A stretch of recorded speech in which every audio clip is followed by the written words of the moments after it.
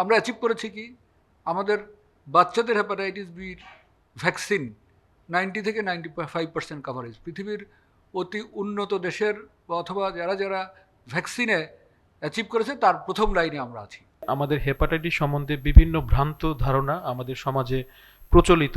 যেমন যে কোনো হেপাটাইটিস বা যেটা আমরা সহজে অনেকে বলে যে জন্ডিস হয়েছে, জন্ডিস হলে মানুষজন প্রথমে করে যে হাত ধোয়াতে যায়, মাথা ধোয়াতে যায়, প্রচুর তারা কবিরাজি ওষুধ, জন্ডিসের জন্য তারা বিভিন্ন ধরনের মালা ব্যবহার করে। এবং আমরা হাসপাতালে পাই আপনারা যেখানে কপাল পুড়িয়ে নিয়ে আসে, পেটের উপরে পয়সা দিয়ে পোড়ায়। বিভিন্ন ধরনের ভ্রান্ত এবং কুসংস্কার ধারণা রয়েছে।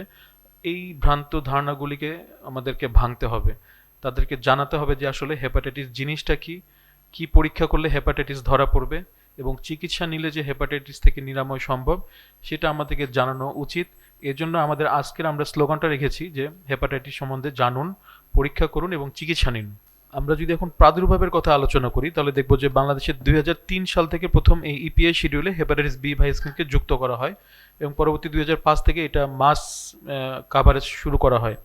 তো এরপর থেকে বাংলাদেশে মূলত এই বি ভাইরাসের প্রাদুর্ভাবটাকে কমতে দেখা যায়। আমরা যদি একটু পরিসংখ্যানের দিকে তাকাই তাহলে দেখতে পারবো যে 1984 সালে বাংলাদেশে হেপাটাইটিস বিতে আক্রান্তের হার ছিল প্রায় 9.7%। সেখান থেকে বর্তমানে এই হারটা এসে দাঁড়িয়েছে 5.1%। ভাইরাল হেপাটাইটিস বিশ্বের অন্যতম একটি গুরুত্বপূর্ণ জনস্বাস্থ্য চ্যালেঞ্জ। হেপাটাইটিস বি ভাইরাস এবং হেপাটাইটিস সি ভাইরাস বিশ্বের শত শত মিলিয়ন মানুষের মধ্যে দীর্ঘস্থায়ী সংক্রমণের কারণ, এবং এই দীর্ঘস্থায়ী সংক্রমণ যাদের হয় তাদের মধ্যে পরবর্তীতে লিভারের জটিলতা, যেরকম লিভার সিরোসিস, লিভার ক্যান্সার এবং লিভার ফেইল করার মতো ঘটনা ঘটে, এবং যেখানে প্রতি বছর 10 লক্ষেরও বেশি অকাল মৃত্যু ঘটে। যদিও এই উভয় সংক্রমণই প্রতিরোধযোগ্য এবং চিকিৎসাযোগ্য। হেপাটাইটিস বি এর আবিষ্কারক প্রফেসর বারুস স্যামুয়েল ব্লুমবার্গ এর জন্মদিনকে স্মরণীয় করে রাখতে 28শে জুলাইকে বিশ্ব হেপাটাইটিস দিবস ঘোষণা করল WHO। 2024 সালে বিশ্বব্যাপী আনুমানিক 11 লক্ষ মানুষ হেপাটাইটিস বি ভাইরাসজনিত লিভার সিরোসিস ও লিভার ক্যান্সারে মারা গেছেন, যা 2015 সালের তুলনায় 17% বেশি। 2024 সালে বিশ্বব্যাপী হেপাটাইটিস সি জনিত মৃত্যুতে 58% সংঘটিত হয়েছে মৃত্যু। এর মধ্যে যে 10টি দেশের নাম আছে এখানে কিন্তু বাংলাদেশের নাম নেই। অর্থাৎ হেপাটাইটিস সি ভাইরাসে জনিত মৃত্যু বাংলাদেশে হারও কম, এটার সংক্রমণের হার কম। এটাকে বলা হয় 1% নিচে, আসলে আমরা 0.5%-এর মতো পাই। অ্যাপারেন্টলি হেলদি, যাদের বিদেশ যাওয়ার জন্য স্ক্রিনিং করা হয়, বা অন্যান্য বক্তারা বলবেন এটা যে সি কিন্তু আমাদের দেশে কম। আর সি এর হলেও কার্যকরী ওষুধ আছে। এটা যদি আমাদের দেশে নীতি নির্ধারণী পর্যায়ে সিদ্ধান্ত নেওয়া হয় যে টিবির ওষুধের মধ্যে এটা ফ্রি করে দেওয়া হবে, তাহলে হেপাটাইটিস সি কিন্তু আমরা নির্মূল করতে পারবো এবং আমরা খুব তাড়াতাড়ি এসডিজি গোল অর্জন করতে পারবো। ভ্যাকসিন দিয়ে হেপাটাইটিস যে দুটো প্রিভেন্ট করা যায় তার একটা হচ্ছে হেপাটাইটিস বি ভাইরাস এবং আরেকটা হচ্ছে হেপাটাইটিস এ ভাইরাস। অলরেডি কথা হয়েছে যে হেপাটাইটিস এ ভাইরাস খাবার থেকে হয় এবং বাংলাদেশে এটা এন্ডেমিক একটা কান্ট্রি, তার মানে এখানে অনেক বেশি হয়। হেপাটাইটিস বি ভাইরাস এটাও একটা এন্ডেমিক কান্ট্রি বাংলাদেশ, এবং এটাও ভ্যাকসিন প্রিভেন্টেবল। দু একটি ভ্যাকসিন প্রিভেন্টেবল ক্যান্সারের মধ্যে হেপাটাইটিস বি ভাইরাস একটা। তাহলে আমি যদি ভ্যাকসিন দেই তাহলে হেপাটাইটিস বি ভাইরাস শুধু আপনাকে আক্রমণ থেকে রক্ষা করবে না, সেটা ক্যান্সার থেকেও প্রতিরোধ করবে। এবং হেপাটাইটিস বি ভাইরাস হচ্ছে সেই ভাইরাস যেটা লিভার সিরোসিস হওয়ার আগে অনেক সময় ক্যান্সার করতে পারে। হয়তো আপনি দেখেছেন, আপনি সুস্থ আছেন, আপনার মনে হচ্ছে আপনি ভালো আছেন, কিন্তু ভিতরে ভিতরে আপনার ক্যান্সার হয়ে গেছে, অথচ লিভার ফাংশন মানে মনে হচ্ছে লিভার ফাংশন ভালো আছে। তো বিশেষ করে যারা 40-এর উপরে হেপাটাইটিস বি ভাইরাস ক্যারিয়ার, তাদের এই ক্যান্সারের সম্ভাবনা বেশি। অলরেডি আমাদের প্রাদুর্ভাব বলেছে যে 5.1%, এটা হয়তো কমে যাচ্ছে এখন ভ্যাকসিনের পরে, তাও তো অনেক। 18 কোটি মানুষের মধ্যে প্রায় 85 লক্ষ লোক এই ভাইরাসটা আমরা ক্যারি করছি।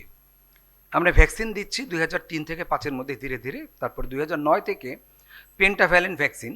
তো যখন শুরু করা হয় তখন আলাদাভাবে ভ্যাকসিন ছিল, কেউ কেউ মিস করেছে, ডোজ মিস করার কারণে তখন শিডিউলে তখন 80 থেকে 85% তখন ভ্যাকসিন কাভারেজ ছিল।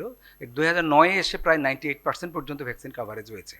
সেই হিসাবে আমরা বলতে পারি যে 2009-এর পরে আজকে 2026, যাদের 17 বছর বয়স তাদের 98%-এরই ভ্যাকসিন দেওয়া হয়েছে। কিন্তু সম্প্রতি আমরা ঢাকা মেডিকেলে একটি সাবগ্রুপ অ্যানালাইসিসে আমরা 19 থেকে 20 বছরের বাচ্চাদের এটা আমরা সামনে ডিসক্লোজ করব, এটা গবেষণাটা চলছে। সেই গবেষণায় দেখা যাচ্ছে যে যারা ভ্যাকসিন পেয়েছিল এরা 2005 এবং 6-এর জন্ম, এরা ভ্যাকসিন পেয়েছিল, বাট এদের প্রোটেকশন হয়েছে, ভ্যাকসিন প্রোটেকশন কাভারেজ হচ্ছে মাত্র 28 ভাগ। এবং আরও ভয়ঙ্কর ব্যাপার হচ্ছে এদের 6.4 ভাগের অ্যান্টি এইচবিসি টোটাল পজিটিভ। তার মানে 16 জনে একজন কোনো না কোনোভাবে তারা হেপাটাইটিস বি ভাইরাসের সংক্রমণের কাছে এসেছিল। আর 6.3%, প্রায় 16 জনে একজন, তার কিন্তু মৃত্যু হচ্ছে হেপাটাইটিস এতে। এবং সবচেয়ে এটার একটা খারাপ দিক হচ্ছে যে বাচ্চাদের যদি এই ভ্যাকসিনেশন না হয়, খাবার থেকে কোনোভাবে যদি না হয়ে তাদের অ্যান্টিবডি তৈরি না হয়, তাহলে আমরা যারা বয়স্ক তারা তো ভ্যাকসিন আমরা পাইনি, এদের কিন্তু এই সংক্রমণের হার বেড়ে যাচ্ছে। এবং হেপাটাইটিস এ সংক্রমণ বাচ্চাদের ক্ষেত্রেই বলেছে যে 76% অলরেডি হসপিটালাইজ তাদের এ ভাইরাসের কারণে হসপিটালে যাচ্ছে, এবং 6.3% মারা যাচ্ছে। তো এই বাচ্চাগুলো যখন কি বলে হেপাটাইটিস এ সংক্রমণ কম হচ্ছে, ফলে এদের ইমিউনিটি তৈরি হচ্ছে না, ফলে যারা এল্ডারলি তারা প্রোটেকশনের বাইরে চলে যাচ্ছে। দীর্ঘমেয়াদী ওষুধের ক্ষেত্রে মূলত হেপাটাইটিস বি এবং সির ক্ষেত্রে ব্যাপক খরচ হয়। নিয়মিত চিকিৎসা, ফলো আপ ও হাসপাতাল ভিজিটের জন্য খরচ হয়, এবং জটিলতা যেমন সিরোসিস এবং হেপাটোসেলুলার কার্সিনোমা এসব ক্ষেত্রেও ভর্তির প্রয়োজন হয়, আইসিইউর প্রয়োজন হয়, এন্ডোস্কোপি অপারেশন, এবং সর্বশেষে লিভার ট্রান্সপ্লান্টেশনের একটা বড় খরচ সামনে থেকে যায়, যেটা সবার পক্ষে করা সম্ভব নয়। যদি আমরা পরিবারের উপর অর্থনৈতিক প্রভাবটা দেখি, তাহলে প্রথমে হবে পরিবারের সঞ্চয় শেষ হয়ে যায়, ঋণ নেওয়া বা সম্পদ বিক্রি করতে হয়, পরিবারের অন্য সদস্যদের শিক্ষা, পুষ্টি, অন্যান্য প্রয়োজনীয় ব্যয় কমিয়ে দিতে হয় রোগীর জন্য, এবং একজন সদস্যকে রোগীর পরিচর্যার জন্য কাজ ছাড়তে হতে পারে। উৎপাদনশীলতার ক্ষতি অর্থাৎ ইনডাইরেক্ট কস্ট, অসুস্থতার কারণে কর্মঘণ্টা কমে, কর্মক্ষমতা হ্রাস পায়, অসুস্থতার জন্য কর্মস্থল থেকে অনুপস্থিতি বৃদ্ধি পায়, অকাল মৃত্যু হলে পরিবার ও দেশের উৎপাদনশীলতা কমে যায়। স্বাস্থ্য ব্যবস্থার উপর যে প্রভাবটা রয়েছে সেটা হলো সরকারি হাসপাতালে চিকিৎসা ব্যয় বৃদ্ধি, এবং প্রাইভেট হাসপাতালেও তাই। লিভার ক্যান্সার এবং সিরোসিস চিকিৎসায় অনেক সম্পদের ক্ষয় হয়। রক্ত পরীক্ষা, স্ক্রিনিং এবং টিকাদান কর্মসূচির জন্য সরকারের অতিরিক্ত বাজেটের প্রয়োজন হয়। জাতীয় অর্থনীতির উপর প্রভাব আমরা যদি চিন্তা করি, কর্মক্ষম জনগোষ্ঠীর অসুস্থতার কারণে জিডিপি কমে যেতে পারে, স্বাস্থ্য খাতে সরকারি ব্যয় বৃদ্ধি পেতে পারে, দীর্ঘমেয়াদী দারিদ্র্য ও স্বাস্থ্য বৈষম্য বাড়তে পারে। হেপাটাইটিস প্রতিরোধে অর্থনৈতিক যে লাভ হয় সেটা হলো যে হেপাটাইটিস বি টিকাদান করলে আমরা অনেক খরচ থেকে বাঁচতে পারি। এটা একটা পজিটিভ সাইড, অর্থনৈতিক সাইড। দ্বিতীয় হলো দ্রুত রোগ শনাক্তকরণ চিকিৎসা শুরু করলে লিভার সিরোসিস এবং ক্যান্সার থেকে যে বিপুল পরিমাণ খরচ হয় সেটা থেকে আমরা মুক্ত থাকতে পারি। দ্বিতীয়ত হলো দ্রুত রোগ শনাক্তকরণ ও চিকিৎসা শুরু করলে হেপাটাইটিস বি নিরাময় করলে ভবিষ্যতের চিকিৎসা ব্যয় উল্লেখযোগ্যভাবে কমে আসে। হ্যাপাটাইটিসের বিভিন্ন ধরন রয়েছে, ইতিমধ্যে আলোচনা হয়েছে। এর মধ্যে হ্যাপাটাইটিস এ ও ই সাধারণত দূষিত খাবার ও পানির মাধ্যমে ছড়ায়, পানের মাধ্যমে ছড়ায়। অন্যদিকে হ্যাপাটাইটিস বি ও সি সংক্রমিত রক্ত, অপরিষ্কার সূচ, অনিরাপদ রক্ত সঞ্চালন এবং অনিরাপদ শারীরিক সম্পর্কের মাধ্যমে ছড়াতে পারে। তাই প্রতিরোধের জন্য শুধু চিকিৎসকের ভূমিকা নয়, পুরো সমাজেরই সম্মিলিত উদ্যোগ প্রয়োজন। সামাজিক সচেতনতা বৃদ্ধির প্রথম ধাপ হলো সঠিক তথ্য মানুষের কাছে পৌঁছে দেওয়া। অনেকে এখনো মনে করে হ্যাপাটাইটিস সাধারণ স্পর্শ, একসঙ্গে খাওয়া দাওয়া বা হাত মেলানোর মাধ্যমে ছড়ায়। এই ভুল ধারণাগুলো দূর করতে হবে। পাশাপাশি নিরাপদ রক্ত সঞ্চালন, একবার ব্যবহারযোগ্য সিরিঞ্জ ও সূচের ব্যবহার, জীবাণুমুক্ত অস্ত্রোপচার অথবা ডেন্টাল যন্ত্রপাতির ব্যবহারও নিরাপদ যন্ত্রপাতির ব্যবহার নিশ্চিত করতে হবে। হ্যাপাটাইটিস বি এর বিরুদ্ধে নিরাপদ কার্যকর টিকা রয়েছে, আমরা শুনেছি। তাই নবজাতক সহ ঝুঁকিপূর্ণ সকল ব্যক্তির টিকাদান নিশ্চিত করা অত্যন্ত জরুরি। একই সঙ্গে হ্যাপাটাইটিস বি ও সি এর ক্ষেত্রে ঝুঁকিপূর্ণ ব্যক্তিদের নিয়মিত স্ক্রিনিং এবং আক্রান্তদের দ্রুত চিকিৎসার আওতায় আনতে হবে। বর্তমানে কার্যকর চিকিৎসার মাধ্যমে হ্যাপাটাইটিস সি সম্পূর্ণ নিরাময় করা সম্ভব এবং হ্যাপাটাইটিস বিও নিয়ন্ত্রণে রাখা যায়। সামাজিক সচেতনতা তৈরিতে গণমাধ্যম, শিক্ষা প্রতিষ্ঠান, ধর্মীয় প্রতিষ্ঠান, সামাজিক সংগঠন এবং স্বাস্থ্যকর্মীদের গুরুত্বপূর্ণ ভূমিকা আছে। আপনারা জানলে খুশি হবেন যে বাংলাদেশের ওষুধ শিল্পের সময়ের সাথে সাথে সময়ের পরিক্রমায় অনেক প্রসার লাভ করেছে। আমি যদি ভ্যালুতে বলি তাহলে এটা প্রায় 36,000 কোটি টাকার একটা মার্কেট, যার মধ্যে ভ্যাকসিন অন্যতম। স্পেশালি যদি ভ্যাকসিনকে ফোকাস করা হয় তাহলে ভ্যাকসিনের দুটো মার্কেট আছে। একটা হচ্ছে সরকারি ব্যবস্থাপনায় ভ্যাকসিনের একটা মার্কেট আছে, যেটা ইপিআই বা সম্প্রসারিত টিকাদান কর্মসূচির মাধ্যমে পরিচালিত হয়, এবং এখানে গভর্নমেন্ট অনেক মূল্য দিয়ে ভ্যাকসিন কিনে, যেটি প্রায় আনুমানিক 1400 কোটি টাকার উপরে এক অর্থ বছরে।